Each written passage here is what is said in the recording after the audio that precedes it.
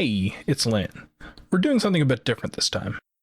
I recently had the opportunity to go to the Toronto Comic Arts Festival, or TCAF, Toronto's premier comic festival focusing on, if you can believe it, the comic arts. In recent years, they've had special guests such as Junji Ito, Kamome Shirahama, and Seth. I usually go every year just as a regular enjoyer of comics, but this year I thought I'd try something different. I rented a recorder and a mic, and I hit the floor to get some takes from the people tabling there. I even managed to get an interview with Seth himself, but of course, that's the interview where my rental gear decided to crap out on me. I've compiled these interviews into this episode, hitting on a variety of topics such as creating art in the current political climate, venue changes, and the NBA's greatest romance between Kyle Lowry and DeMar DeRozan. I hope you guys enjoy, and as always, keep on grappling. I'm here at TCAF with Stefan Tosheff. Hey, what's up? What's going on? What's the vibe? I literally just woke up, drank a coffee, and came here. So that's where I'm at right now. Yeah, you literally got down, and I was finishing up my interview with Siraji, and he looked at me, and I'm like, hey, Stefan, you want to do an interview? And you're like, sure. You just plopped down the bag and sat down next to me. I'm like, cool, I didn't even need to, take down all my stuff. Completely full of bananas. Bananas, that's it? I wish. Oh, okay. But it's bruised now for sure. Ooh.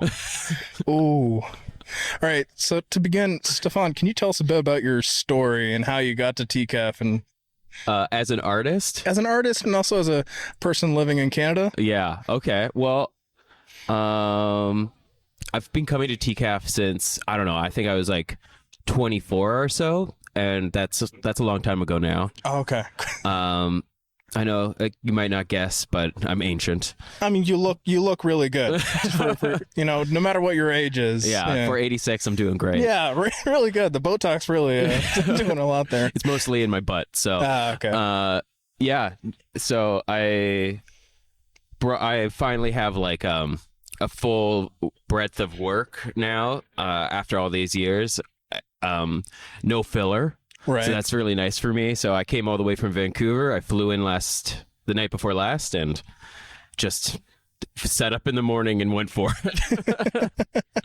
Now, this is your first time in this specific venue because TCAF did switch venues. We're at the Mattamy Athletic Center. Screw that. It's Maple Leaf Gardens. Yeah, that's what I hear. Yeah. I call it Loblaws. Loblaws. That's a good one. That's a good one. How do you feel about the venue change? It's pretty sick, honestly. I don't mind it. I like the library a lot. Like this room, the only problem with it is that the lighting is not fantastic, and I don't know if you can hear it, but there's a crazy buzzing from the lights. I don't know if the mics are going to pick that up. I'm not sure, but you can't hear it when people come in, and honestly, if you've been in a gym, you probably heard that buzz before. It's the buzz of the what's it called, scoreboard, right? Well, anyone that knows me knows I've never been in a gym. Oh, okay.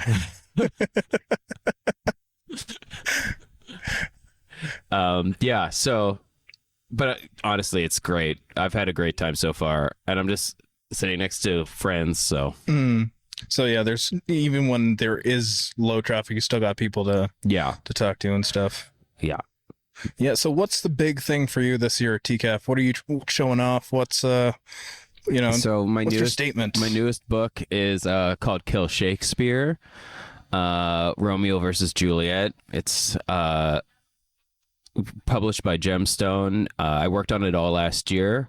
I'm not the writer, but I'm the artist for it, and it was probably the biggest project to do in the shortest amount of time I've ever done. Not that it wasn't that short of amount of time. They gave me like 8 months to do it, but it's a hefty novel. Right. So a lot of drawings, and I'm just happy to get it out into the world and, show people my blood and tears and a little bit of sweat. A little bit of sweat. Yeah, not much, just a little bit. Just a tiny bit. Okay. Yeah. Now, in terms of getting it printed and all that, we're living in what people call unprecedented times. Yeah. Sure. But have you noticed any changes in terms of costs and also distribution? Because you're coming from Vancouver, right? So what was the shipment strategy for your comics? I put as many as I could into my carry-on, and I flexed all my muscles to carry it. Damn. Yeah, okay. yeah. So I filled up my bag to the brim and just lugged it. Oh, man. Yeah. Now, because I know in I've talked to Simon before, and Simon did say that he has printed in the US and then shipped it up to TCAF to meet him here before. Yeah. Now, was that ever a consideration? Like, I know previous years it probably was the same situation as this year, but yeah, last year Simon and I collaborated on a book called Miramar, so he had them shipped to me here at TCAF, so they were just waiting for me, which was great. Right. Very convenient, but this year I just had all the books in my closet, so I just threw them in my bag. So I think I cut down on almost all extra costs on this trip so I could maximize fun and profit. No baggage overage fees or anything? No, they didn't catch me. I even put my banner in I don't think I was supposed to bring my banner on the plane, but I made extreme eye contact with the clerk as I was walking by so that they wouldn't notice I had an extra thing, and it worked. I don't know if that's why. Maybe she just didn't want me to look at her anymore. Right. Sometimes it's just like they'll see you. I came back from Europe earlier this year, and I think my luggage was like 2 kilos over, and I could tell that she was like not having it, but at the same time she's like, I don't have enough time for this. Just yeah, what difference does it make? It's not that much. 2 kilos, like whatever. But yeah, other than that, like, have you noticed other shifts in terms of the the general process of? Yeah, I guess it is happening. It's just I feel very I'm in a little bubble because as an artist that usually doesn't do a lot of their own printing and like promotion in terms of like the actual books. I promote like as much as I can, but like I have publishers and writers I work with a lot of the time, and they take care of that part of it. Not that I'm a jobber exactly, right. but it tends to be outside of my scope of interest to know exactly what's going on in like the quote unquote industry. I'm just like trying to make good art, really. I'm focusing on that. So a lot of the time I get informed that like Diamond is bankrupt suddenly for the 5th time this year. Yeah. And I was like, oh, I didn't know. Which is, I should be more on it for sure. But yeah, so far I haven't really felt it. Okay. Now, is this your first convention for the year, or have you been to other ones so far? Yeah, I went to Rain City in Vancouver, and I didn't apply for Emerald City this year because I would have had to go to America. Right. So actually, on that note, is that in the cards for you? Like, go to America? Yeah. I don't know. I went to New York Comic Con last year, and it was a really good time to like pre-promote Romeo versus Juliet. Right. I don't know. I'll ask the writer if he has a table this year, and maybe I'll join him. But I'm not going to apply to get my own table. I'm not going to bring any of my own stuff because going over the border seems like a crapshoot. Yeah, it's weird times. It is. Yeah, it is. But in terms of the at-home shows so far, have you noticed there's a shift in terms of like not just the amount of people coming through, but like the general vibe surrounding the artists? Do you know what? Not really. I feel like there is like a bleakness in the universe that's like consuming all of us maybe, but like overall the comics community is a really great place. For I don't know, at least in my experience, I find people are still have like their beautiful hearts intact somehow. Yeah. I don't know if that answers your question. No, I mean, we are still fairly early on, so I guess we won't see the... Yeah, we haven't not jinxing anything, we're not in the dark ages yet, so that's good. I mean, we're there. We're just not in the 9th circle of hell yet, Like we're like a couple circles up. I can't wait till I'm just frozen with my head sticking out. Yeah, next year I come to TCAF and it's just you and like a slab. Just slide me over there. Yeah, so in terms of like what you want out of TCAF, is there a specific thing you're looking for this year, or is it just more of the same?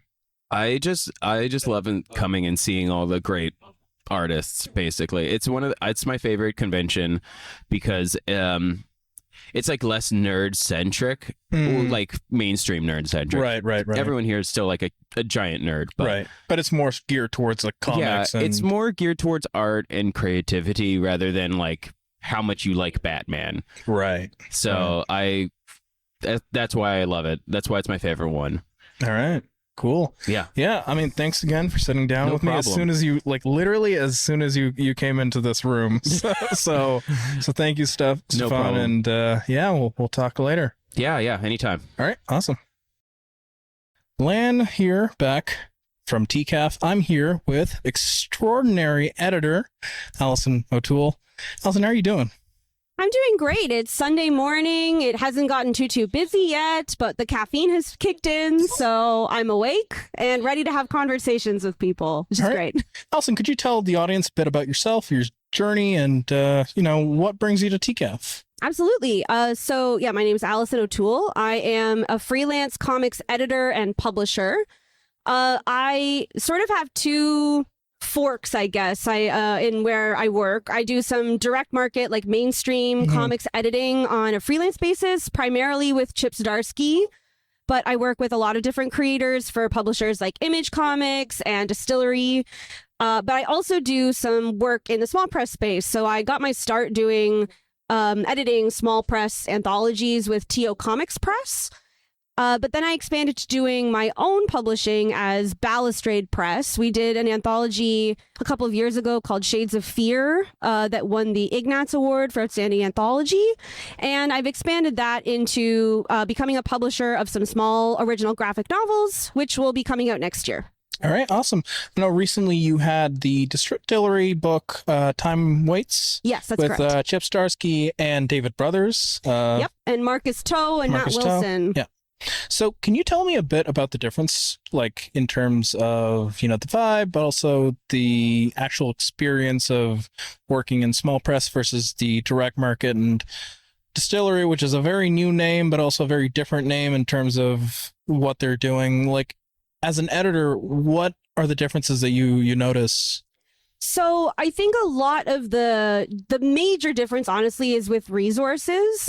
So if I'm working on a book for Distillery or like Comixology before them, Image, like there's usually money to be paid. Depending on the deal, and each publisher is different, but within the direct market, generally there's someone has money to pay the artist that we've hired to draw the book. Right. And so ideally that means that they can focus on it full time for like a few months, or, if they, whatever their version of working full time on art is.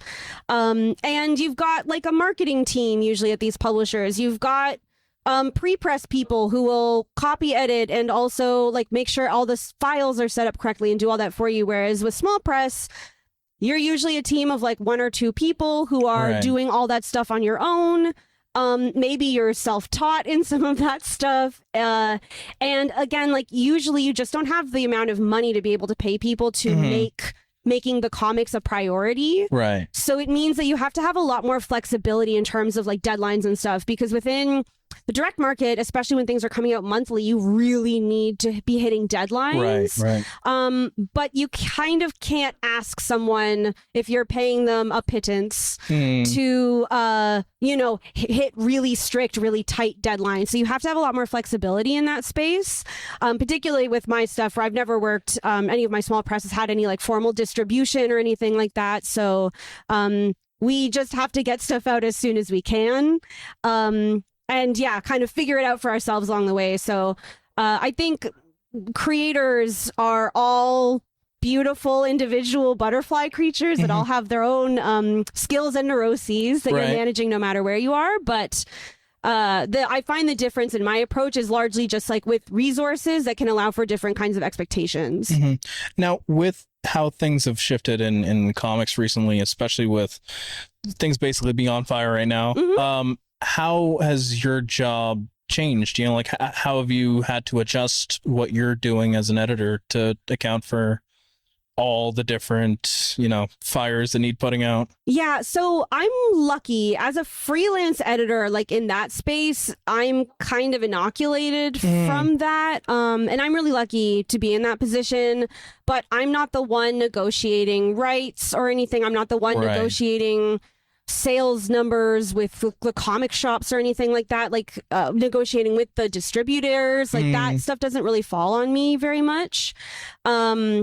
So I just keep going forward, and it means that like a lot of our deadlines have shifted, and we've had to kind of figure that stuff out, where like print dates will have to shift because of the availability of paper, or because we had to freeze things with this distributor or whatever it is. Right. But I mean, in terms of my day to day, it doesn't change that much, which is great. Trying to start a small press right now is a little bit stressful, but I am just kind of trying to take it one day at a time. And worst case scenarios, we'll just, start really small and kind of figure it out from there. But there's not much I can do other than take it a day at a time and figure out what that specific day's challenges are and do my best to plan, but with a lot of flexibility.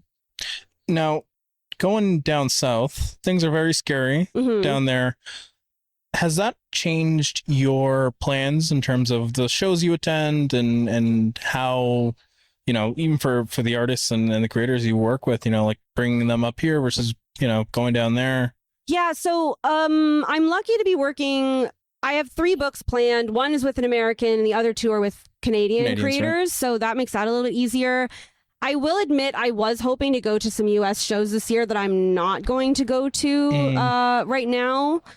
That might change next year, but just with the ways that border things are changing, it's just a little unpredictable and I'm a little nervous. So I'd like to give it a year until hopefully things have smoothed out and calmed down a little bit. And I mean, who knows? But again, I'm just kind of going to play it by ear and see how it is. And I know some people have been having an okay time traveling on the border both ways. But have you talked to anyone here that's come from the U.S.? Yeah. No, there's definitely folks who are here. I think most of them are not driving up, and I think it sounds like most of the problems are with crossing the border in a car. On the ground, there's definitely, though, like the table behind us, the person never came, and we don't know what the story is there. But that was someone traveling up from the U.S. That is, American so creator. I know there definitely were some problems. I know I was at MCAF a couple of weeks ago, and someone was denied at the border there as well from the U.S. So Ian McEwen, right? I know he probably had a Celine Loop as well. So it has been happening, I know, coming from the US at least. I don't know anyone from Canada who's been denied entry the other way yet, but I'm sure it's just a matter of time. Yeah. So the question that I've been asking all the creators today, there's a venue change this year for TCAF. How are you feeling about it? I really like it. I think, like, obviously the library was amazing and it gave it a really special feeling and everything. But I think the festival kind of outgrew that venue a little while ago. Absolutely. I think they were experimenting with, offshoot venues and like auxiliary venues and things like that. And I think that was a really good, the motivation there was good. And I think in some ways it worked, but in some ways it didn't. And, this isn't perfect, but I think it's really darn good for your first year in a completely new space. Some of the aisles are a little bit tight, but there's a lot more airflow in general. And like we're sitting in the stands, and I think it's amazing that there's this like empty seating space that we can actually do this. And I don't have to line up for 40 minutes to get into the salon area, or like I'm not in that little alcove off of the second floor where a lot of people get missed. Like just having everybody, even if it's 2 spaces, there's 2 central spaces where everybody's located. I think it's a lot easier to find everyone. And, like anything, you have to make some mistakes so you can learn from the next year. But I think the new leadership has done an amazing job. What would you say those mistakes are, though? I think that maybe 1 fewer row of tables up here in the hockey rink would be good, personally, just so that there's a little bit more breathing room. Right. Or expanding a little bit up into the concourse area. For people listening who are not here, I don't know how easy this is to visualize, but other than that, I don't know. I've been pretty happy, but I've also been stuck behind my own table. There were some issues with like load-in and tables being delivered, but I think it was like a resource problem. And it's again, like it's the sort of thing that happens when you're working with a whole bunch of different vendors to plan an event. So, I mean, generally, I've been hearing good things about the venue change. The big one is that there isn't enough space between the aisles, like for artists to really move around. But like aside from that, I think this is the most space that, as someone visiting the convention, that I've had to walk. Between, absolutely. Like, there's that one little aisle. What is it on the third floor of the reference library where it really is just like. On the second floor. Yes, and so having tabled there, it's tight right now and we're squeezing past each other and stuff, but I still have more space now than I did last time I was exhibiting at the reference library in terms of like behind my table. I couldn't sit in my chair most of the time because there just wasn't space. So from that perspective, I personally at least am a lot more comfortable. Yeah, no, I mean, it's been good so far. Like, have you noticed, because the thing that with a venue change like this, I think the other concern is like getting people to go along with it, like in terms of the people that are coming through. Have you noticed any changes in the amount of the volume of people coming? Or I've been really busy. Today's a little quieter, but that's super normal in a Sunday. I think I've noticed fewer kids, maybe like young kids. But I'm not someone with a lot of kids content on the table, so I think there are other people that have been feeling that a little bit more. I think that it being at the library, there were probably a lot of people walking in. Passerbys, and so I hope that we're still finding that. Like, I don't know what the attendance numbers are like, but it still looks pretty like like people can't see it right now. That's the nice thing about being in the bleachers. We got a nice view of everything. We have a really good view, Yeah, and it looks really busy right now. Like, there's a lot of people on the floor, and I think with the way that things are set up, it feels a lot more. It feels less like we're sardines packed into the venue. Yeah, there were definitely times like it yesterday where it was a little bit sardine-y. But like, that's good to have a little bit of the day like that. I guess you want, like, it just means it's busy and there's a lot of people here. So I think attendance still seems pretty good to me, but obviously I don't have any data on that, just like my perspective from behind the table. So one last question, because this is Toronto Comic Arts Festival, and with a lot of the questioning and I guess the self-reflection about like what it is to be a Canadian, the Canadian cultural identity, what do you feel is the Toronto comics identity? I think it's that we have so many people here who are really passionate and are in different parts, like aspects of the market and of comics making. And I think it's really cool that we can all come to an event like this, like whether you're drawing a superhero comic or you're making your little zine that you print at home. In my experience, the Toronto community has been enormously supportive and warm. I know that's not the case for every person, but I've just found that people here love comics and love to see people making comics and love to see people making different kinds of comics. And I think that I've on Friday at the Word Balloon Academy and like the kickoff panel afterward, there was just a lot of people talking about like the Canadian identity being a little scrappy, a little bit, mutually supportive, and a little bit like, we all know that culturally we always kind of live in the shadow of the US. And so we have to, I think our identity is coming together to support each other because we always have this like sense that we're a bit of an underdog. So I don't know, that's how I have felt. And I hope that others feel the same, but I feel a lot of community here and I hope that people continue to feel that way. I think that's one of the things that makes TCAF so special is the wide variety of stuff that you can see. Yeah. Well, Allison, thank you for taking some time out of your very busy day to sit down with me. So and I hope you have a great rest of TCAF. You too. I hope you pick up some amazing books. Yeah, absolutely. I think once I'm done with the interviews, I'm going straight into shopper mode. Perfect. Yeah, that's what everyone's here for. Right. All right. Thank you so much. I'll talk to you later. Thank you.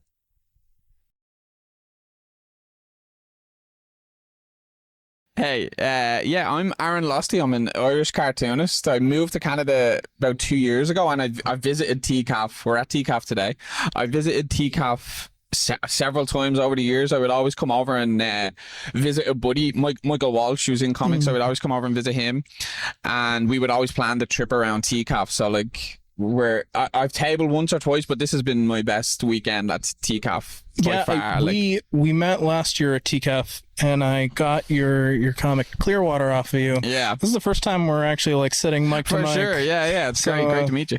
Yeah, so actually on that note, the first question, what do you think about the venue change? I actually prefer it, to be honest. Really? Yeah. Okay. I felt like I loved the actual building that it was in, the reference library, but it just wasn't conducive to a free-flowing convention, I don't think. Yeah. And I've only, like, I'm about to shit on the convention in a way, but I've only ever had bad tables at TCAF, in a sense. I've only been in weird spots. Like, I know, obviously. Yeah, last year you were in a bit of a... I was in that kind of... I've had... The 2 times I tabled previously, I had the exact same table by fluke, and it was in a really odd it's spot.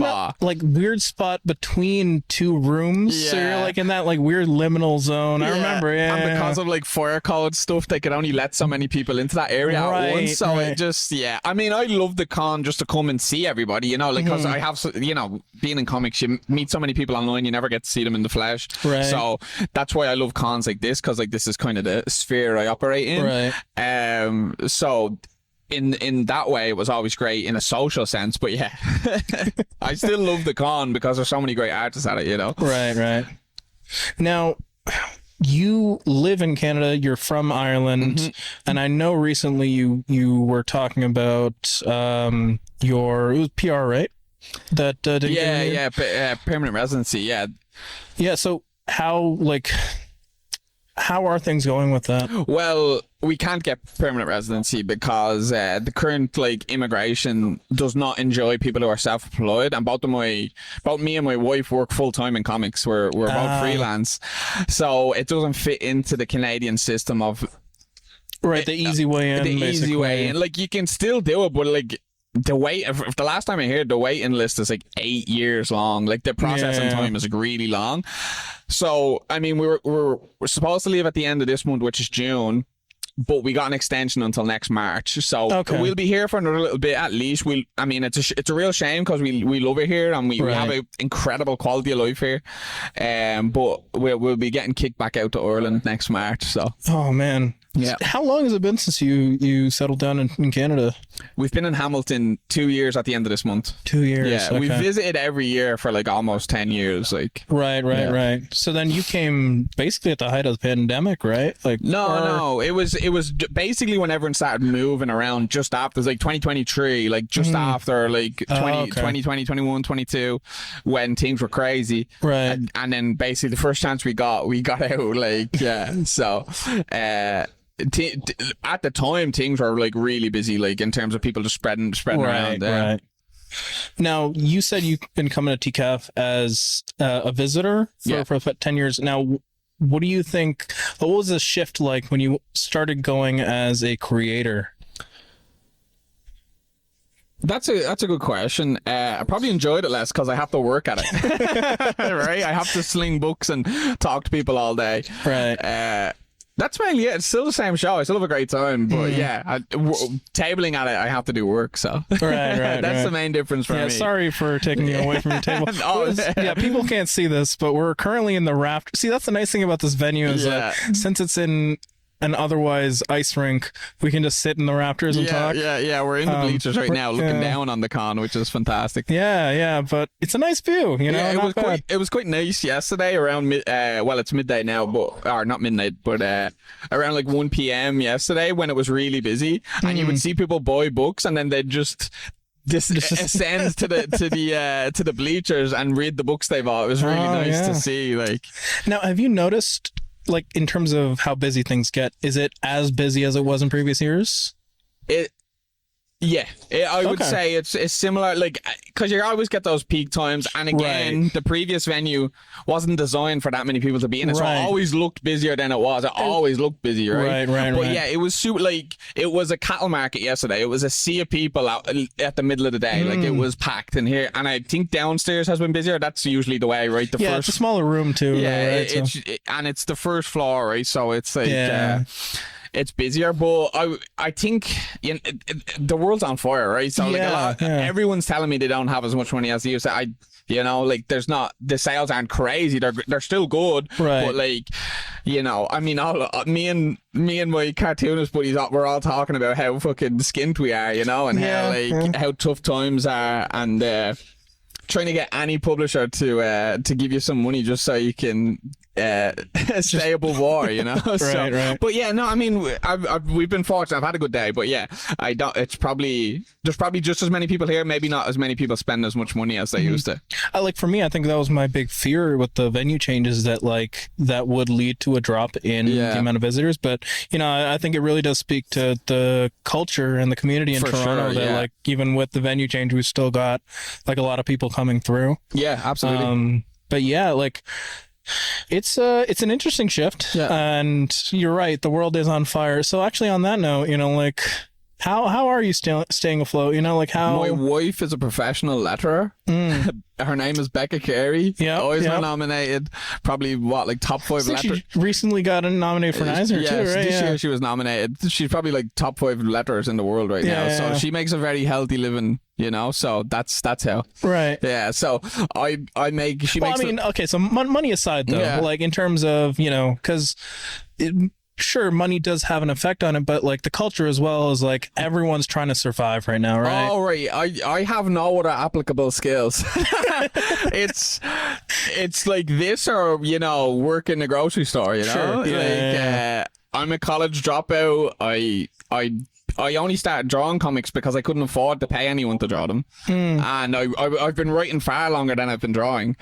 And it's just, unfortunately, it's a need rather than a want to tell stories. Right. I mean, that's like it. That need, that drive, I think, as long as it's still there. I think, even right now, like what the market to get like to be analytical about it all, like the comic book market right now is pretty soft. Sales are down from top to bottom. Like indie obviously are getting hurt the worst, but then your major players at the bigger publishers are being hurt. And in the midst of that, you have stuff like the Diamond bankruptcy. Exactly. So there's a lot of disruption in the industry as well right now, and I'm in a position where I can ease off a bit because I'm my wife's assistant as well, right? Right.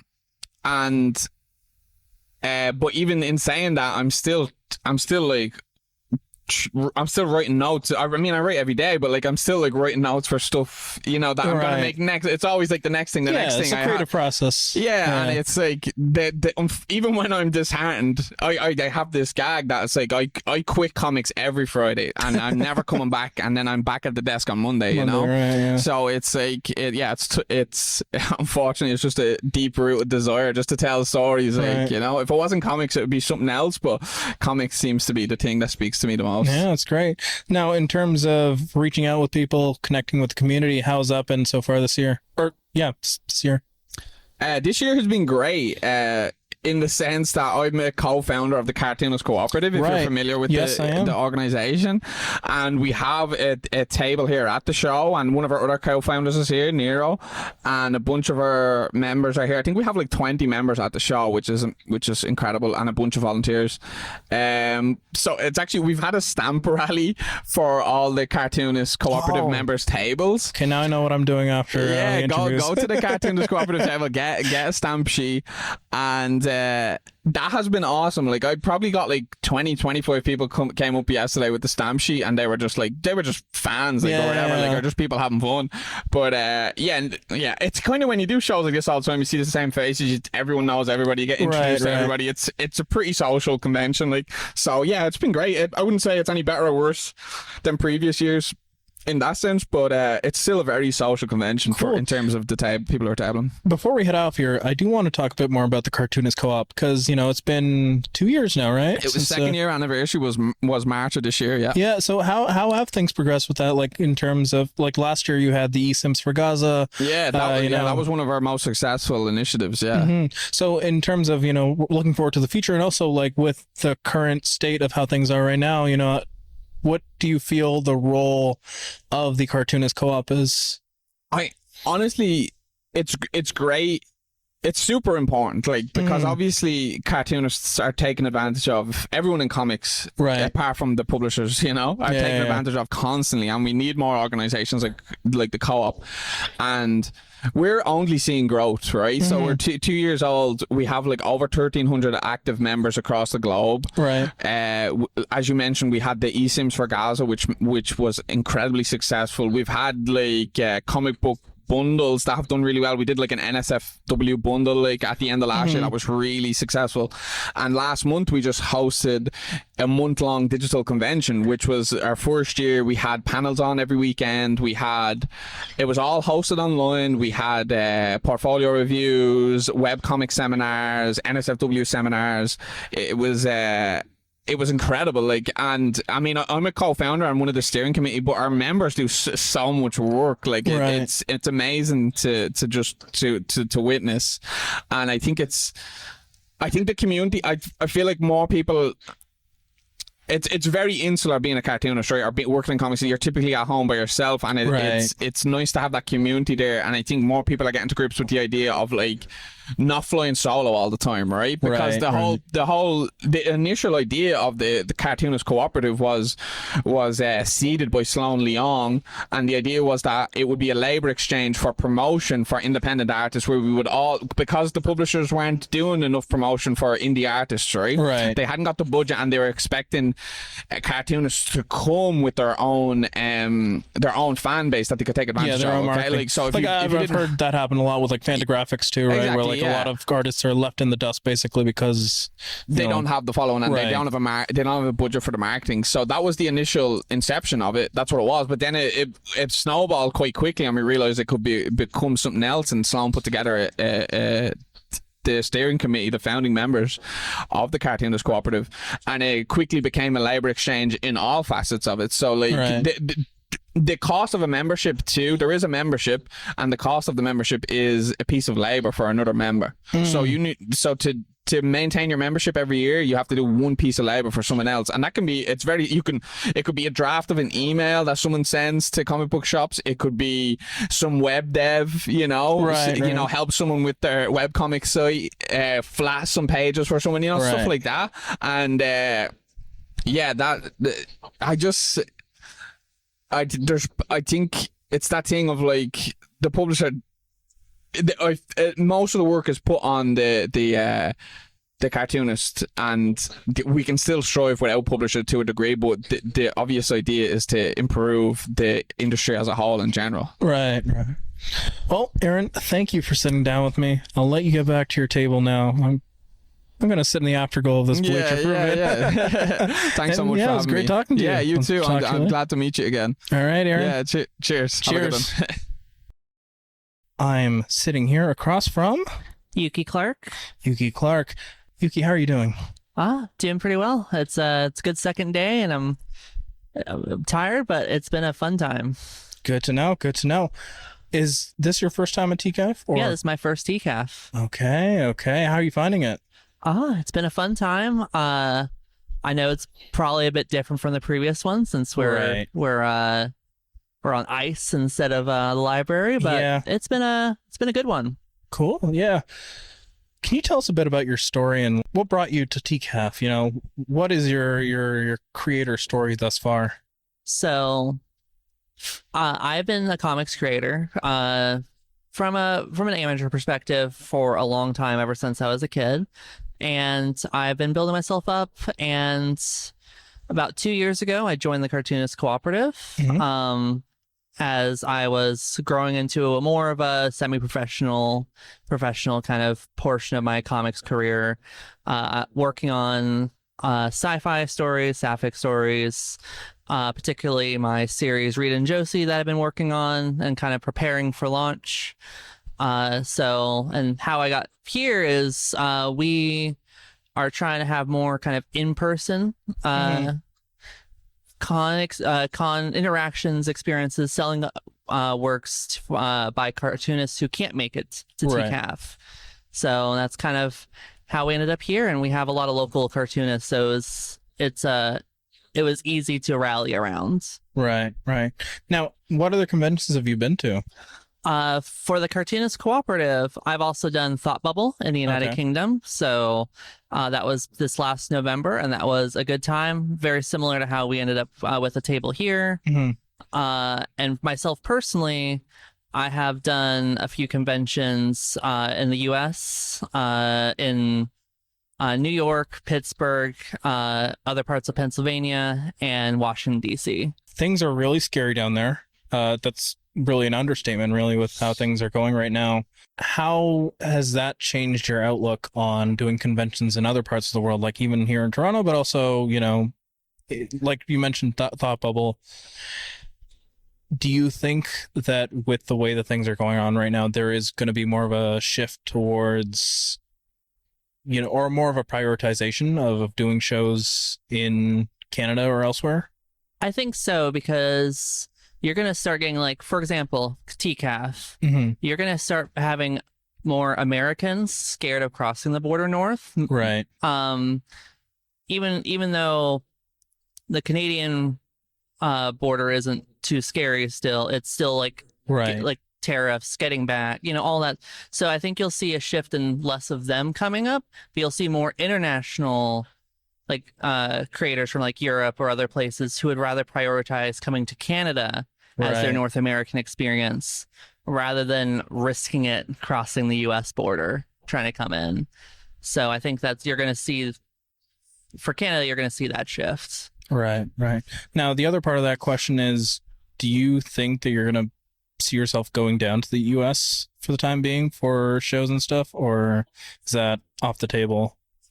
So unfortunately for me, I'm an American citizen, so I can go down there, which means I'll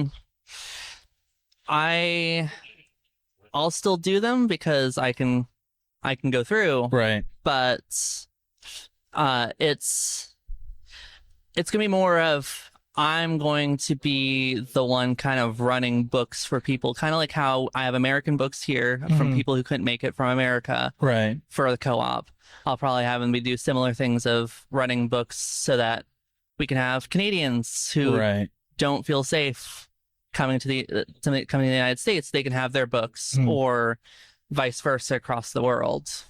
So on that note, I want to talk about the Cartoonist Co-op and, their role in the comics community, especially, nowadays, is like that element of unity between cartoonists across borders, across even the world, right? How do you see yourself as a member of the co-op, like in terms of your, if we consider this a web, you're a strand in it, right? Like what do you think of the Cartoonist Co-op, I guess, its role, and where you fit in with it? Yeah, so I feel like the Cartoonist Co-op fills a strong role in not just building community across borders for cartoonists, but also building worker solidarity and like sharing knowledge and resources about this is how I experience things in here or with this company, or oh, I had to deal with them over here. So I think it's building that network, and it's also trying to build a comics community that's not necessarily rooted in being in person, because for a local example, it's a lot easier for someone, say, from Thunder Bay to be part of the Cartoonist Co-op online than otherwise for their comics community to be either really small or they have to come all the way out to Toronto for it. So we kind of are building that up, and I think that's gonna be a lot of our role is building that online solidarity and kind of building out these kind of IRL points for people. Because we also just got off of a Nib and Ink festival, a big online festival. If you're familiar with Shortbox, it's different than that. It's more like how TCAF Online used to be, but there's still kind of an element.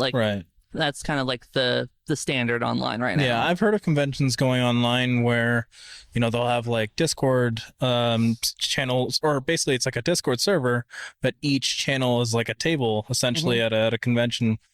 There's a stamp rally that the Cartoonist Co-op is doing. What was the drive behind that? We wanted a way that people could interact with different parts of the co-op, because in the end, the co-op is members first, and we wanted people to be able to see members while also having fun. Right. And it's an element. It's an element in a lot of American cons, but one of our members thought that'd be great for TCAF, and they've been tabling here a lot longer, and they've only really seen it once, so they thought it would be a great way to drive people to have an enjoyable way to see their TCAF while meeting co-op members. Yeah, no, and it's also a great opportunity for co-op members to meet amongst themselves too, right? I guess. What do you think of the venue? I've asked this question to everyone, but since this is your first time, at TCAF, what do you feel? What's the vibe like?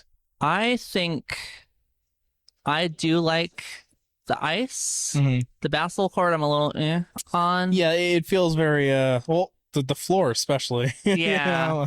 I will say that these aisles are really tight, especially for the artists. Yeah, in the back especially. Yeah. I don't know how many times I've accidentally touched the person behind me's butt or something just by moving my hand an inch behind me. Right. So I think the table situation and organization could be better, but otherwise there seems to be a lot of people coming through especially people who are interested in comics. You have to come here to want to see comics. Right. There's an intentionality to it. Yeah. Like before with the reference library, it was just whoever's coming through there, they're walking through the con, regardless of whether they want to be there or not. Here, it feels like with the place that it's at, but also the fact that it's on the second and third floor, you really have to want to be here to be here.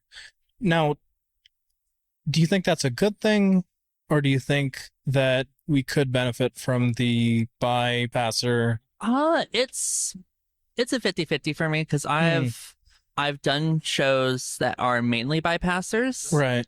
And those are so hit or miss in sales. Oh, okay. Because sometimes people get excited, oh, there's a comics, I'm gonna check it out. But some are just some have used it as let's gawk at the artists and just see pretty things before, using us as a museum effectively. Right, the window shopping effect. Yeah, window shopping effect. So it kind of depends. At a con this size, I lean more towards I like the intentionality. At smaller venues, the window shopping kind of works, because then they're oh, I can actually just buy it because there's 3 of us here. So I think there's pros and cons both ways. Okay. Now, I'm going to go back to the stamp rally thing. How much of a success has it been? How many people have come through with completed... I think we have gone through about 50 to 60 prizes. 50. 50. Holy crap. We printed 75 stamp rally sheets, right. Ran out within 3 hours, and one of our members had to go run and print 200 more, and I think we've already gone through nearly 100. Holy crap. Okay, so it is a resounding success then. Yeah, I think it also helps that we're the only actual map with labels. Yeah, oh god, it's funny.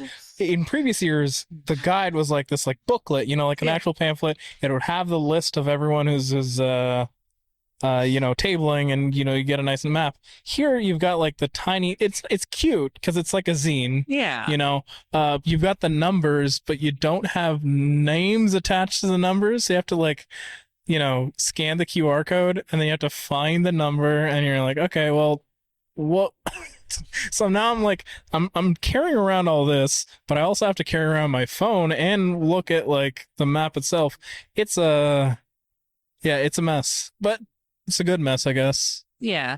And I think that also reflects the pains of having to move to a new space, and a bit of it, because while I haven't been here, I've been following TCAF, and there's definitely felt a bit of a scramble for this year. Yeah, so I'm the vibe is very interesting, because it usually this happens around Mother's Day, early May, maybe even late April. This is the first time they've done it in June, and with the fundraiser drive and also the resources, with the guides and stuff, it really does feel and this isn't necessarily a bad thing, but like it really does feel like they're scrambling to put things together. Mm-hmm. So there is that sort of overarching air, I guess, to everything that's happening. But Yeah, definitely. yeah, I mean, like even in spite of that, it's great to hear that the stamp rally has been a huge success. Yeah. Yeah, we ran through all the original prizes of the with bags. So we had to run the bulk barn and just grab a roll and come over. So now we're not actually sponsored but we are effectively sponsored by Bulk Barn now. Okay, so that's the next move for the Cartoonist Co-op then, we got to get the sponsored by Bulk Barn. Yeah, every time you go into a Bulk Barn, you see just a bin of comics. You can just get your scoop out. Everyone's saying that we got to put comics back in grocery stores. Maybe that's the move. We got to start putting comics back in Bulk Barns. That just makes me sad for when I visited France and there was like comics everywhere. And I was in France in February this year, and really like a tear fell from my eye when there's a whole district where there's like 50 shops you can go into, and they're all like stacked to the brim. Also the printing, like the fact that you can get like really, really nice hardcovers, the amount of love there. Now, actually, I guess we'll close out with that. Identity, comics identity. For you, what is that? It's like identity in comics. Yeah, identity in comics as a North American creator, and also like your own personal identity. Like, what do you feel that is? Yeah, I feel like I'm like, well, comics in North America, I think it has its weird identity. I think there's no one comics identity, like because and it's all hard because unlike a lot of the rest of the world, we like comics are this weird part of culture like that isn't as distinctly connected. Right. So we have lots of different little niches. So like I'm part of more of the indie scene, but like the alt comic scene, like the Fantagraphics and all that might feel like a completely separate scene. Right. For my personal comics identity, I look to just try to make the best comics I can, and I end up more in that like that weird middle ground between manga, BDs, and like comics, like not like graphic novel. It's like I'm in like that weird like middle ground where I'm like, I almost want to make something new, and different, and like eke out a new identity, and make it where my identity is understandable and can go to different comics cultures and still be like, I would love to see my work in like France, for example, one day. But I would like to see it where it still fits without being the same. Right. Well, thank you so much for sitting down with me. I'll let you get back to your table. I'm definitely going to do the stamp rally. Yeah. And thanks again. Yeah. Have a great TCAF. Yeah, thank you so much.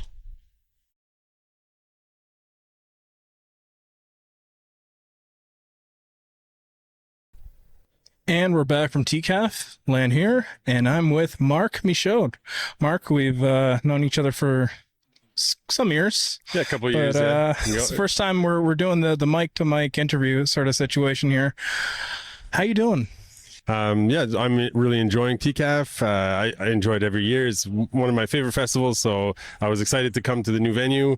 I kind of feel like TCAF had outgrown the library. I feel like we were really crowded the last couple of years, with rooms being, rate limited. You couldn't get people in. It was really counting people in and out and stuff. So I feel like it was time for a bigger venue. And this one is interesting. I think so far it's working well. Interesting. Should you elaborate on that? Well, I mean, historically, it's cool. We're inside of like, the Maple Leaf Gardens. So it's got like a cultural importance in the city and in the country. After that, like, I guess the main difference that I see with the library is that like we won't get any sort of accidental foot traffic. The library gets people coming in by accident, just coming to the library, and they might be interested in comics. Here, you really have to be focused to be coming to TCAF. Like, you're not accidentally finding comics here today. Okay.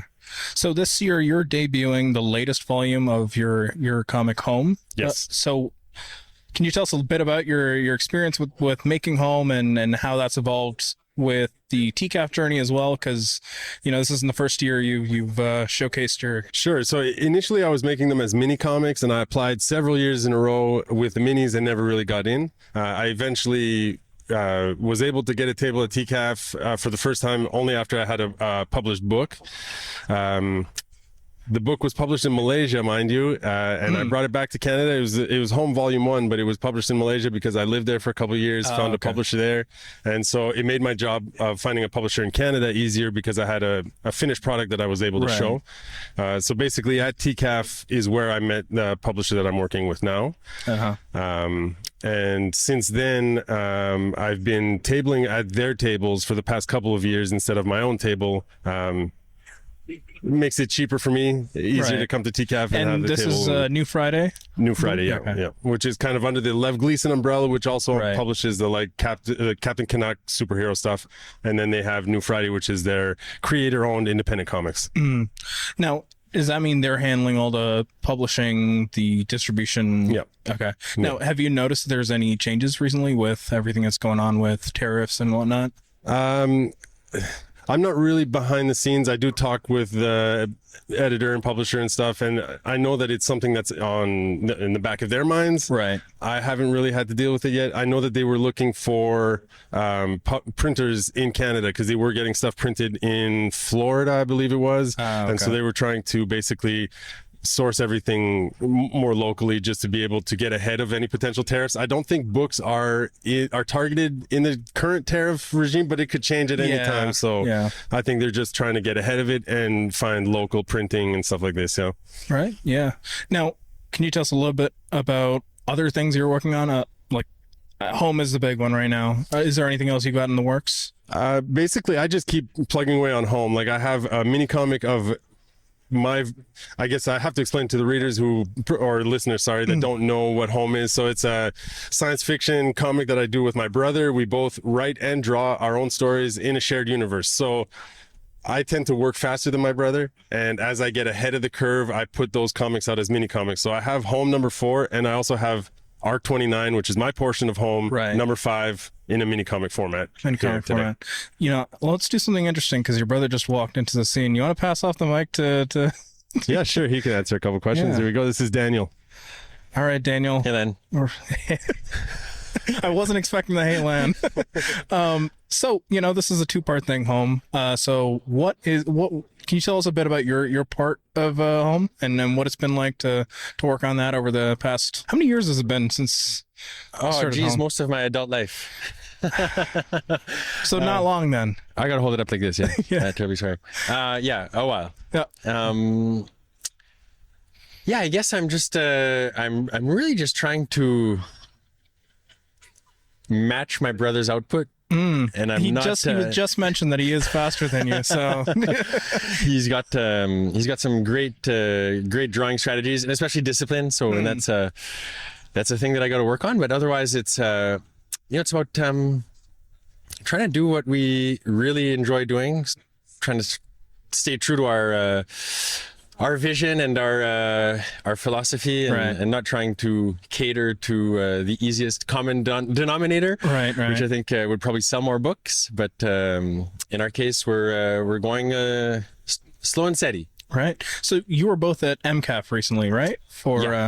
Now, what is the difference in the vibe between MCAF, TCAF? Have you been to VanCAF as well? I haven't. Okay, but Mark has. Yeah. Now, so what do you notice is the big difference between MCAF and TCAF? I think TCAF attracts a lot more real comic lovers. Like MCAF, it's a lot of passerbys, a lot of people who are exploring. But the Québécois also have more of a tradition of, I think, reading comics. So somebody who just walks by might be more compelled to stop by and browse through the books. Right. Whereas here, I really feel that it's like comic lovers and zine lovers, and that's my take on it. I'm not sure if that's the proper one, but that's what I'm picking up. It is a take, right? Yeah. Now, you are both based in Quebec, correct? That's right. So now, how do you feel that do you feel that culture has shifted over the past decade even, or is it more of, what it's always been? Has things change with comics, with both, you know, the digital innovations and also the cultural changes? Do you notice things shifting? Yeah, I can't speak on that too much, but I know that, like I said, the Québécois just seem to consume more comics. Right. Just and you know, they have their kind of superstars that are just selling crazy amounts of books and are present on public radio and everything. They're much more I think present in just culture. Right. Now, the other thing I want to ask is because fairly recently there's the French police, I guess. You know, the requirement to if you're running a business to have it in French. That hasn't affected you at all, right? No, and you'll notice our books are published in English, right? Which is kind of funny because we've had it translated, at least the first volume, and tried to approach publishers and didn't have any real bites, so we might not be in their wheelhouse exactly. Not even in French. Well, hasn't been as of yet. We'll hope to change that one day. But yeah, it's I wouldn't consider myself a Québécois creator per se. I'm more of a Canadian creator. We're from Alberta, so right. Now, here's my other question. You know, like with all the stuff that's going on with the tariffs, there's a lot of questioning about what the Canadian identity is. And, you know, especially with TCAF, which attracts people from all over the world, right? Sure. What do you think is the Canadian comics culture? Oh, dear. Sorry, I know you said, you know, like, are you going to ask any hard-hitting questions? But no, and you know, I'm really not the best place to answer this because I don't read all that many comics. Right. I don't live in a city, so I don't have access to. Mind you, I could go online and look at them, but for the most part, like I know that it's I think a thriving scene. I think that the Canadian comic creators are, you know, well regarded, and I think that there's just so many. You look around here, it's terrific stuff is being made. Right. But I know that as far as our content, besides kind of inspiration from the prairies and so on, there's nothing explicitly Canadian about it in our books. Cool. Yeah, Mark, do you have anything to say about the Canadian cultural comics identity? Well, let's see. But the Canadian cultural identity in comics, I would say, repeating what Daniel said, that it's strong. I think it always has been, even going into like mainstream comics with like your Todd McFarlane's and your stuff like this. Like there's always been a strong Canadian presence. In terms of like a unified voice, I'm not sure. I feel like there's like so many different voices and styles and everything. I just feel like it's a vibrant, active community. If I had to say, if there's something that's like intrinsically Canadian that shows up in our stories anyway, I would say it's kind of like the man versus nature, which I think it shows up in a lot of Canadian fiction because of the nature of our country. You know, like it's huge and daunting, so it's something that comes up in our stories as well, you know. Right. Yeah. So for TCAF this year, is there a specific goal you have in mind in terms of once this day's over, once TCAF's over, is there something that you want to feel like you've accomplished for this year? Not really. The biggest thing that I like doing at TCAF is trying to kind of like build bridges with other artists that I admire, that I've either, you know, communicated with online but never in person. I always like to kind of like bridge that gap and meet them in person, and that's kind of my biggest goal, is to try and make those connections. I have like a little side project that I do with home where I invite artists to do pinups for me. I make them into screen prints, so I like to use these opportunities to try and meet artists that I can try to rope into that project, you know. All right, cool. Thanks again, Mark, and please tell your brother I also said thanks. He's thanks, over there right now. But I'll let you get back to TCAF, and we'll talk later. Well, hopefully I'm here next year again. Yeah, of course. TCAF, I really do hope it. You know, it's always going to be here, but I guess we'll see in what form. How do you feel about the venue? You know, I think the space is nice. Yeah. I have heard from some artists earlier today that like the space in between the booths and the back isn't really, you know, a lot. And it's weird because this is the first time where there's really been a lot of space in front of the booths. Yeah. Right, like in terms of walking, in terms of foot traffic there. So that's nice. I think, yeah, like it could be moved forward a bit. Yeah, there's some adjustments to be made, I'm sure, Yeah. but it's. But I think generally it feels a lot calmer. Yeah. You know, like when it comes to, especially in the reference library where it gets really hot really quick, Yeah. this feels a lot breezier. Yeah. So yeah, it's a nice venue. I think it feels very convention-esque in that sense. Yeah, You know, it like changes the vibe from like a festival to a convention. Right, Yeah. right. And I think that's the vibe that I'm getting a lot, because we're right now, like the area that we're in right now is otherwise an ice rink. Yeah. In the Maple Leaf Gardens, not the what is it? The Mattamy Homes or Athletics. something. I'm Yes, not sure. anyway. But yeah, I mean, it feels a lot more conventional. It feels like a lot more, there's a lot more space. And I don't know, like in terms of numbers, if numbers have changed in terms of the amount of people that are actually exhibiting. But, you know, it really does feel like I have more space to breathe here. Yeah, but like, yeah, I agree with it. Like the convention versus festival vibe, like it just feels more like a con. Yeah, yeah. But an indie con.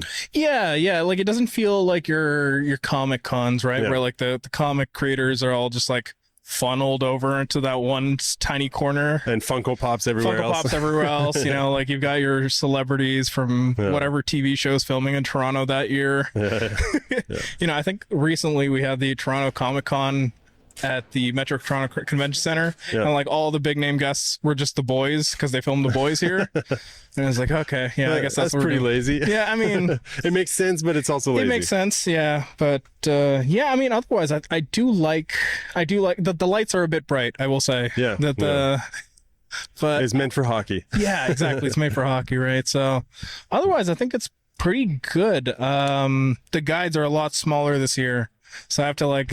Do the QR code thing. So I feel like I'm in a restaurant, you know, like one of those restaurants where like they don't have an actual physical menu. You have to like scan the code on the table and use your phone. Yeah. But, you know, I think with the resources that have been afforded here, I think it's pretty good. And I think it does allow for a lot more like free movement. So I think in that sense it's pretty good, but we'll see how things go next year. Yeah, for sure. But yeah, it was great talking to you again, Mark. It was great talking to you again, Daniel, who's also off. We don't have camera, but like he's the equivalent of being off camera right now. And yeah, we'll talk again later. All right, thanks, Len. Yeah, so the Zoom recorder is a rental. That mic you're holding is a rental. All right. And I didn't decide to do this whole thing until like 10 a.m. yesterday. So I mean, spray them out. I'll make sure not to puke directly into this mic. Okay. Because I can feel one coming on. Okay, that's good. I mean, that's. I'll do it over there. I'll move away from the mic, Tazon Day style. Ooh, Yeah. you move away from the mic to puke. Yeah, exactly. Yeah. It's a different kind of chocolate It's rain. a different kind of, yeah. I drink a lot of mochas now, so it's happening night daily, you know? Okay. Because I'm that bitch. Since I transitioned. It's a transition. I started drinking a lot of mocha. Yeah, no, because I'm that bitch now. Right. See, a lot of people around me, they're doing the matcha thing now. Like all my coworkers are like, "Oh, I want to get the matcha." Well, you know, It's fine, you know? The best matcha concoction I ever had was at a Japanese restaurant where they would serve the matcha ice cream with cornflakes. Cornflakes. And it provided a great matcha ice cream and cornflakes. It turns out is an amazing combination. I recommend it to anybody. Okay, I guess I'll have to keep that on mind. So sitting across from me right now at TCAF is former child voice actor Alex, otherwise known as Haus of Decline. Alex, how are you doing on this Sunday afternoon? I'm doing great. It's so funny that you know about that. I guess a lot of people know about that because it's like weird lore. Yeah, it's also like, as a Canadian, that's my childhood. So, oh, yeah. like, Beyblade and Arthur is like a good double. I mean, the Arthur one is so much weirder because of my association with Steven Crowder. Yeah, you're the voice right after him, right? Yeah, and of course, you know, someone made the comment on Twitter. I think my buddy Lena made the comment. Oh, so 2 trans women played the brain in a row. And yeah, that's yeah. I mean, it's funny because oftentimes I will still get or people will come up to me for Beyblade a lot of the time now that I put that information out there because it's so still the Beyblade so thing popular. I didn't know. Yeah, Beyblade's on a huge like thing right now. yeah. But I had no idea about the Blade. Who'd you voice in Beyblade? Kenny, the nerd, the chief. all did they typecast 151 you? original. Yeah, a little typecast. You know, That was weird. When I was an actor, I was only typecast as nerd or bully, and no in between. I was not. Because I was a child character actor, like the Brian Dennehy of child actors. I was thinking about Richard Kind. Yeah, exactly. Nowadays, Yeah, it's like character actor. Yeah, Richard Kind. And That's he had a tiny Richard Kind. Yeah, that was me. I would be cast to play all the nebbishy Jewish guy roles. You know. Which I can say I'm Jewish. I can say don't worry. That's okay. Free Palestine, by the way. Yeah, free Palestine, by the way. I have to say. Don't worry, I'm normal. I always have to couch it like I'm Jewish. Don't worry, I'm normal. So, how did the nerd stuff play into your comics career? Actually, well, I mean, I'm here promoting my Igor work, which was done through Discat, and there was actually very much like obviously like the nightmare, the genocide that's going on in Gaza right now is like this endless nightmare, and there is like a corollary thing to it, which I don't want to say. Obviously, the worst part of it is the murder and the killings and all the bad stuff. But, you know, something you reckon with as a Jewish person is your entire life you've been told you're history's victim, right? Or there is this sense that we have been so affronted by, you know, cosmic oppression, Job style, that there is nothing. We're kind of the good guys by default. And that's why, you know, the message of Israel, you know, gets pumped into you, you know, right from day one. And so it's okay. We need a fortress because we were the oppressed and we're history's good guys now. Right. But then, you know, you find out a little more and realize, oh, they're Nazis. And, but I do love Judaism. I love, you know, the lessons found in it. I love the history of it. I love, you know, especially they showed me Fiddler on the Roof as a kid, and I loved it. Yeah. And I love the idea of, like, obviously shtetl life was difficult, and I don't want to romanticize that. But the values I think of when I think of Judaism are, you know, the sharing, the, you know, you remember that book, Something from Nothing, when you were a kid, you know, that idea, you know, the sort of proletarian aspect to it. Right. And yeah, I think it's very telling that Israel sought to destroy Yiddish as a language and replace it with a syncretized modernist version of Hebrew. Right. That was not the ancient. It's not Aramaic. It's not it's just a fake made up Esperanto like Hebrew. Yeah. And so the idea of like returning to the idea of that sort of Yiddish Central European Ashkenazi thing that was routed out by both, you know, the pogroms and then later Israel itself. There was this desire to represent what I felt, you know, was good about the culture. Obviously not as in like this, like way, like, you know, recoup Judaism for, because, you know, but it was like this very much this this deep tragedy that something that you're a part of has been perverted to something that you don't recognize. Absolutely. Which is like, I forget who was a quote, but I remember like something along the line of a German guy observing the rise of the Nazis and saying something like, "We used to be a country of philosophers," you know? And it's that same feeling of like, I staked some in my young life, because it was drilled into me. Some part of my identity was staked in this identity. And what do you do when that's later proven to have been torn away from you monstrously and perverted into this thing that represents this the nadir of the human spirit, you know?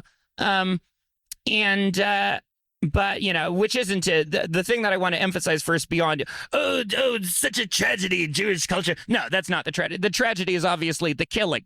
That's more the tragedy, you know? But I think there is this, you know, Yentl, Fiddler on the Roof. I don't want these things to die. And Israel kills these things as well. Israel kills Jewish culture just as much as it, you know, kills anything else.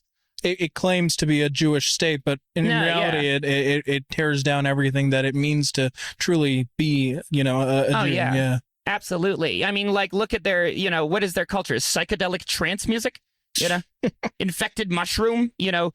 What's that show? The Soda Stream, the Euphoria. You know, these are the these are the things. These are the Israeli cultural products. The Levinsons.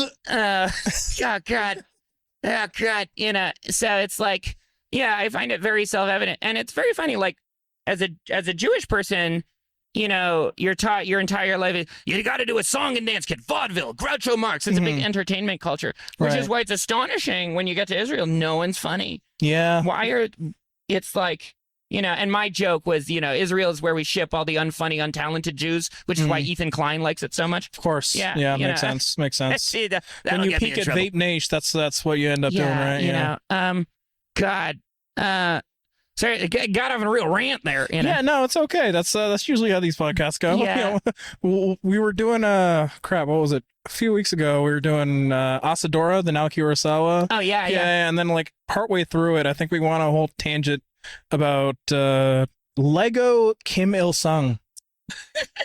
Because I forget how it came out. Is there a Lego Kim Il Sung? Not an official one. Okay. But you know, Etsy has everything. Make one. Etsy has everything. You can make a Lego Kim Il Sung. Someone has already made a Lego Kim Il Sung. That's amazing. I love that. So is this your first time tabling at TCAF? Yeah, I don't do this usually because of hatred of crowds. Right. And I'm just bad at organizing logistical stuff. But Diskette did everything for me. So I just show up, you know, yeah. And I love the experience. It's a lot chiller than a regular Comic Con, I have to say. Well, you know, because it's not the rabid Marvel fans that are... Yeah. Not to say that I mind them. I mean, I like Cape shit as much as the next person. But that intense consumerist quality that you get at a regular con is, you know, there's still a buy mentality here, but it's much more of like a mutual support, artists passing the same $5 back and forth type of thing, which I love. I love that attitude more. There's a culture of collectivism, I feel. You know, like I was talking to some people from the Cartoonist Co-op. Yeah. And, you know, like there's a whole stamp rally thing going on there, and that's really cute. You know, like I like the fact that it's a good way of discovering people in here. But yeah, have you been to other TCAFs before as like a I have visitor? been to other TCAFs before. One time Junji Ito came and I tried to see, and there was just such a thronging crowd. I had to leave. You know, oh my it's God, just like, what do I think? I'm going to get to meet the guy and he's going to be inspired by my... Hey, have you seen my webcomic? Yeah. Have you seen my webcomic, Junji Ito? You know? But anytime, you know, they'll do those things with Viz where they show horror art to him, and he's always very gracious and lovely. Yeah. And I want to get on one of those things. You know, I want Junji Ito to look at my art and be like, very scary. Something very nice. Simple and declarative, you know, very nice. I love that guy. TCAF is what do you think it is, the quality of Toronto that makes it such an indie comics hub? Is it just that everyone's trans here? See, that's the question I was trying to figure out with the other people is like, what is Toronto's comic identity? Right? Like, you know, with all the stuff that's been happening with the tariffs and all that stuff, there's been a huge push for like, we need to find Canada's cultural identity again. You know, like, what are we if we're not just the shadow of the US? And I feel like the comics, when it comes to Canadian culture, you know, there is an element of comics culture in Canada where it is just like, yeah, we are a farm for the US, you know, we're shipping off our talent in much in the way that like, you know, the entertainment industry does, right? But I think unlike, you know, other types of entertainment, there is like a strong, you know, root, I guess, here. Yeah. I mean, if I were to identify like a quality of Canadian culture or quality of Canadian media that seems to be persistent, or at least more persistent than, there are examples of it in American culture, the closest of which I would think is like Prairie Home Companion. Right. But a lot of Canadian media tends to focus on mundane problems in rural settings, you know, even in shows in Toronto, set in Toronto, like Kim's Convenience has that quality to it, that soul pepper theater quality of like, these are the boring days of our lives and we have little awkward conversations with them. But, you know, think of all of our media, Corner Gas, Trailer Park Boys, Letterkenny, you know, even you know, Little Asoba. But yeah, so I think there is that, and there is a quality to comics where it's weird how like autobio comics tend to be really good, or you know, like Fun Home, or you can think of like a billion autobio comics that are really good. I mean, it's funny because when I compare this to New York City. New Yorkers are very proud of the fact that they're from New York City. To a fault.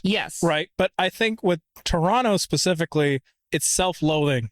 You know, if people make fun of Toronto, we're like, fuck you for making fun of Toronto.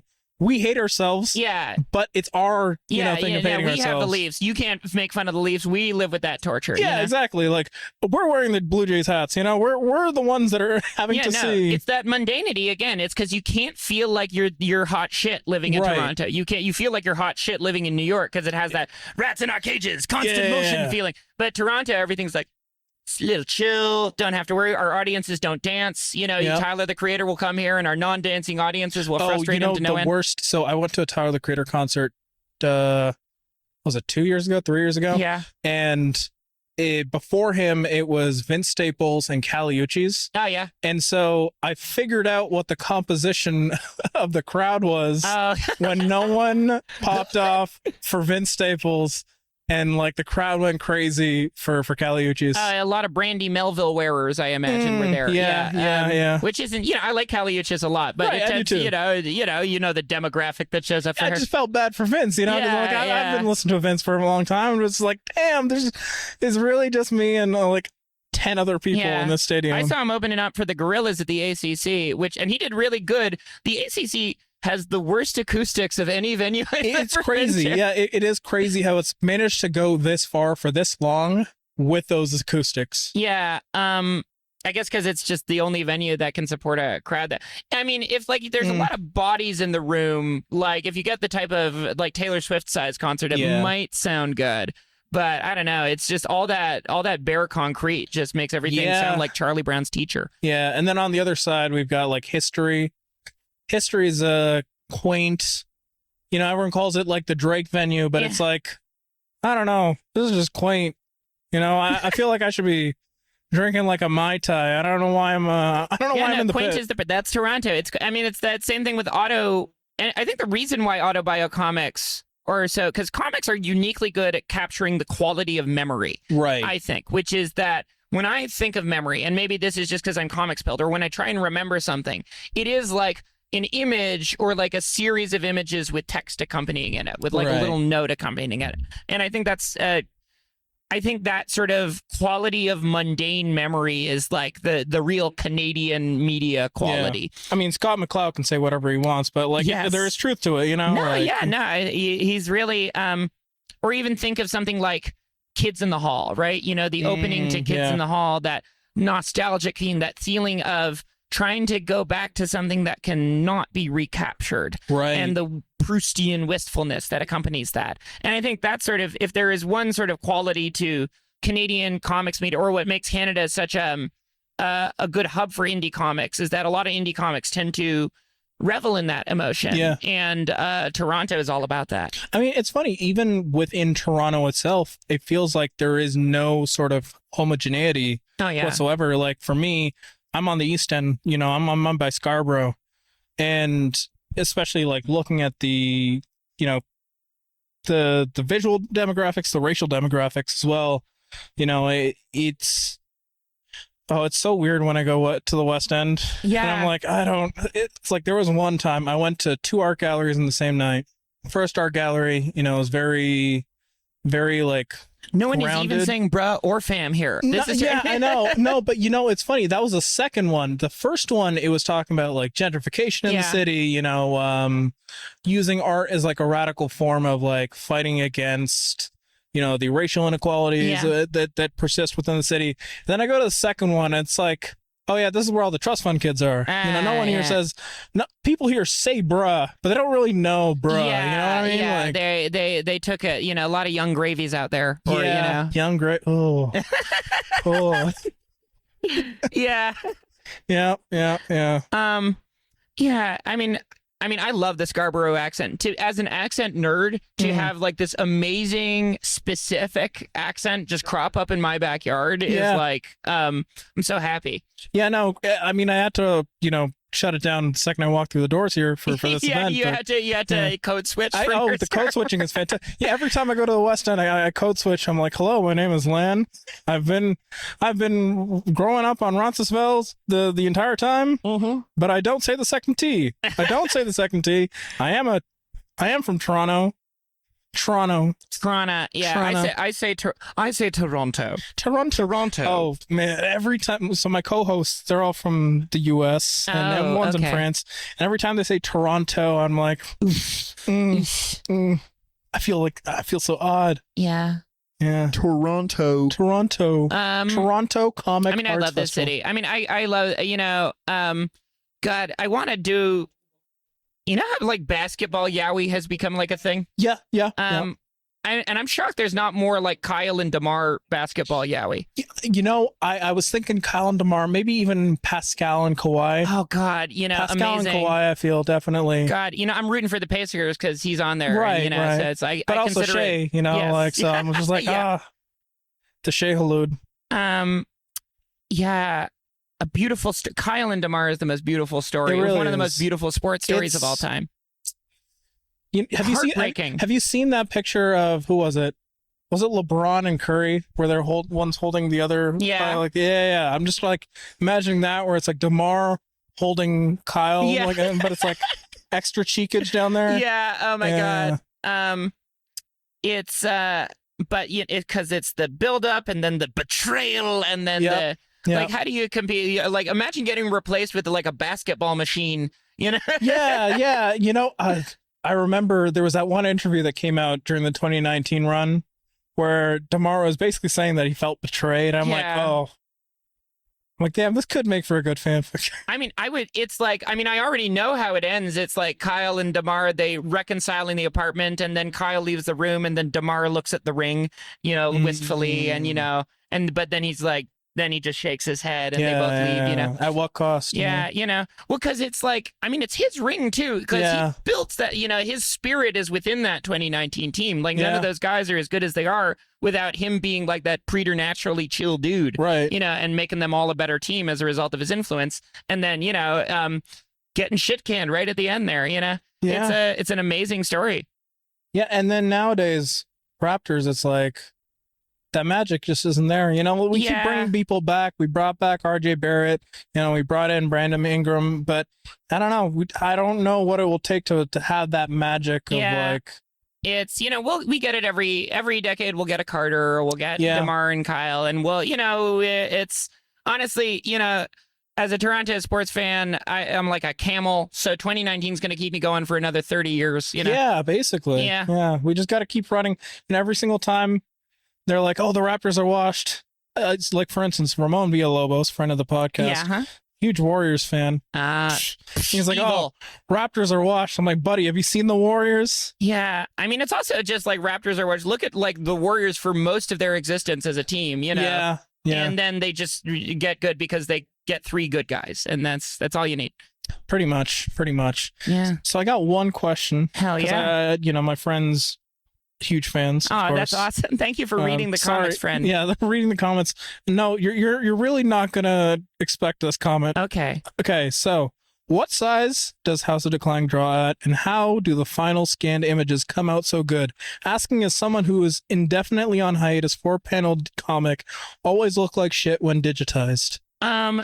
What I would say is that I think how to make stuff look more organic, which is what I assume because I think the reason why my stuff it looks a little different than other stuff on the internet is because I have a naturally jittery line, like a variable line width, because I use a Pentel brush pen. So the roughness of it gives it that organic quality. I work on 7x10 Canson mixed media paper, which I then form into squares. So it's usually 7x7 inches.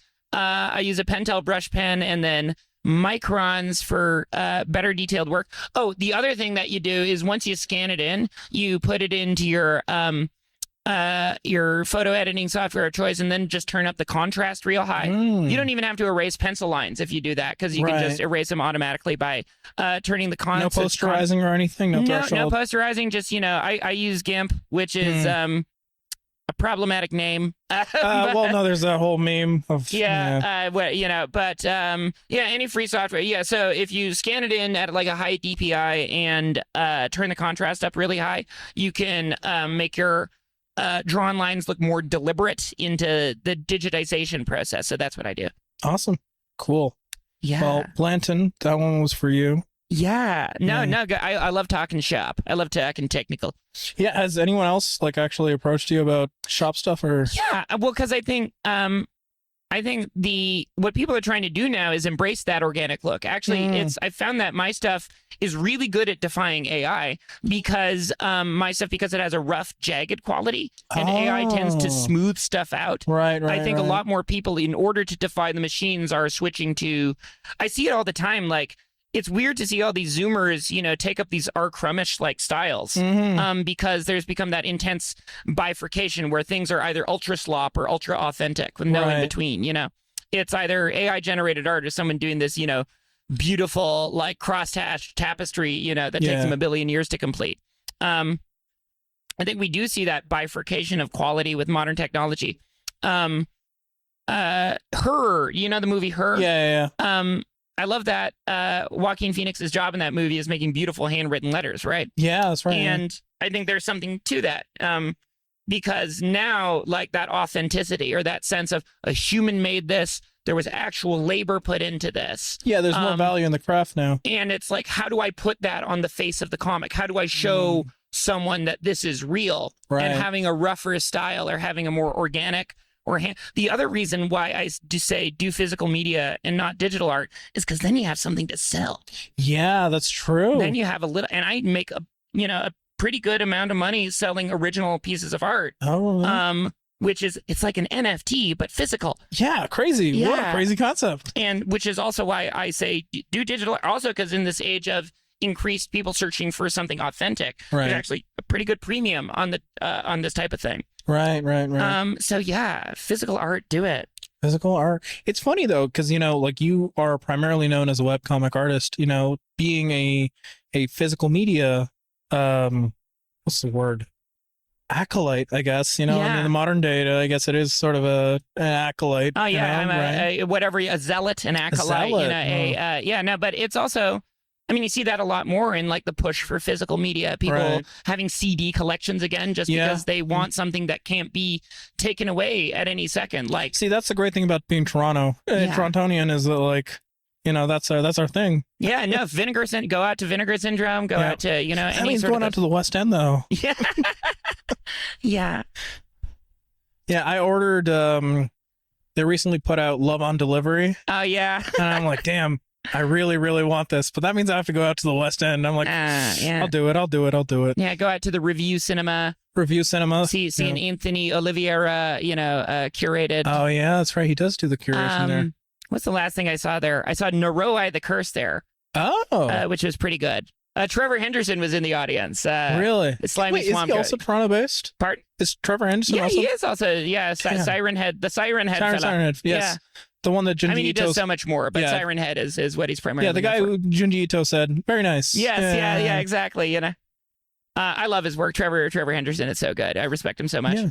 I mean, so that's the question I want to ask to you is like, what's the real conspiracy behind Torontonians being the real web, the real web presence, in web comics, everyone big, like all the big names on Twitter, all the big names on Blue Sky, all have to mysteriously be from Toronto. What's up with that? I think it's something about that patchwork nature of Toronto that because that's what everything is now. You see the way that freaking Zoomers dress, and it's like something from every era. That sort of like composite amalgam quality is inherent in the attitude of the city. And so I think it's, there's something about Toronto which has that zeitgeist, that collage quality, Except for skinny jeans.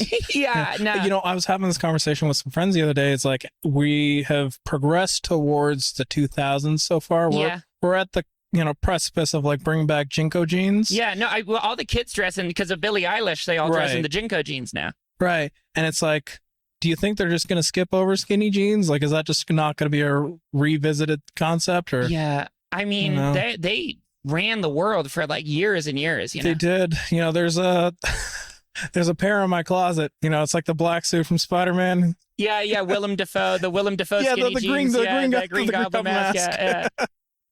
Put me on. Listen to the Strokes. Listen to LCD sound system. You liked Fun at one point. You liked AJR. For the people at home, I never liked AJR. Oh my god, AJR. Oh my god. They're I get not them from Toronto, confused right? with AJJ sometimes. They're very different bands. They're not from Toronto, right? AJR? AJR. No, I don't think they don't It have feels that. very I think Utah they're New core. Yorkers. Really? New I think Yorkers? they're actually like New Yorker, like feckless, nerdy New Yorkers or Damn, whatever. they felt very Utah coded to me. They do. I can't get over that Benson Boone character.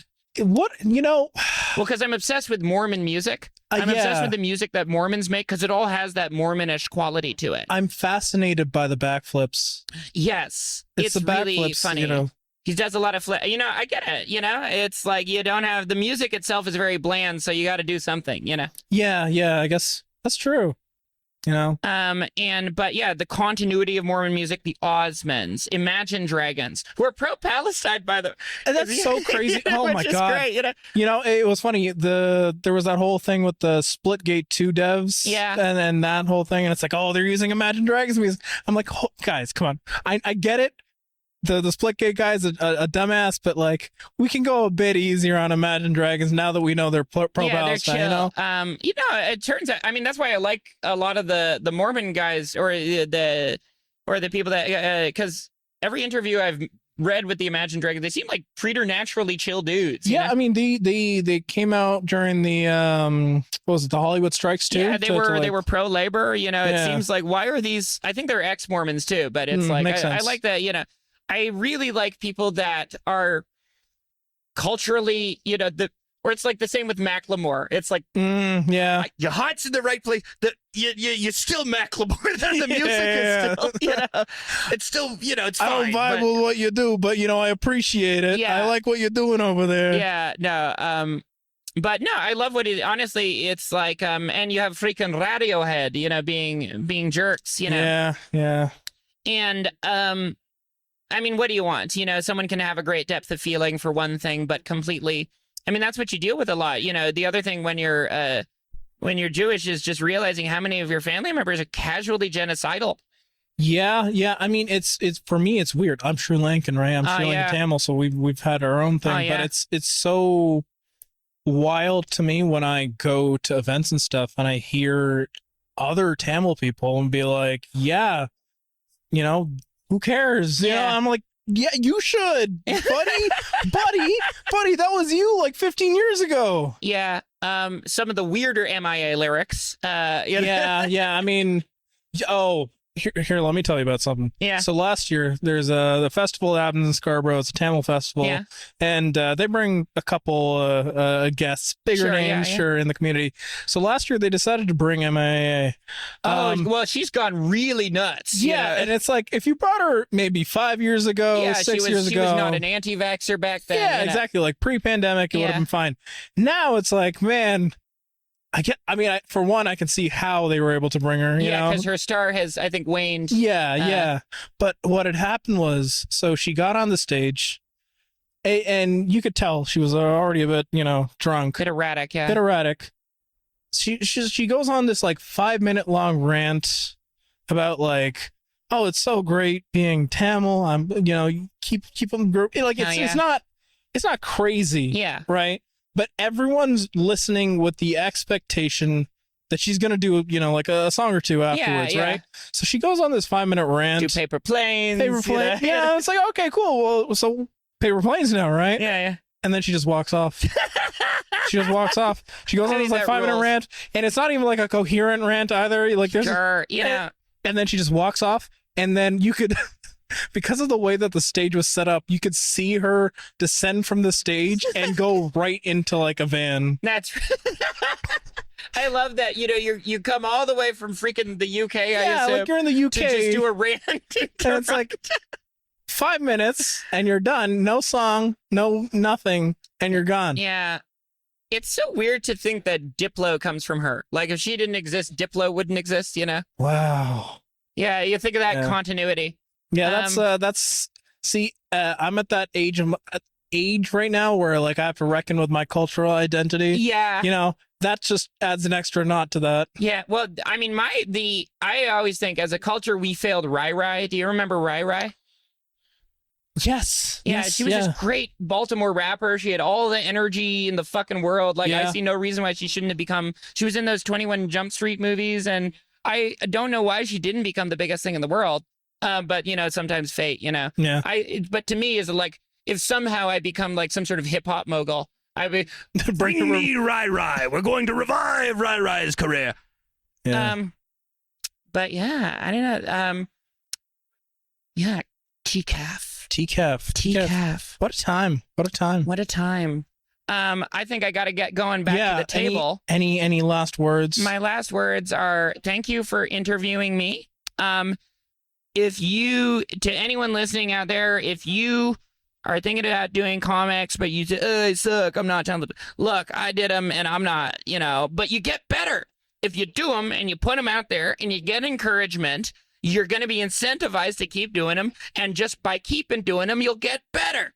So, do it. Shia LaBeouf is bad now. But, that sentiment of like, sure, you suck now. You suck now. You can still make something good, even if it sucks. So just do it. Just do it. Just do it. All right, Alex. Thank you so much. Thank you so much, Leanne. We'll see you later on the internet. All right. Take care.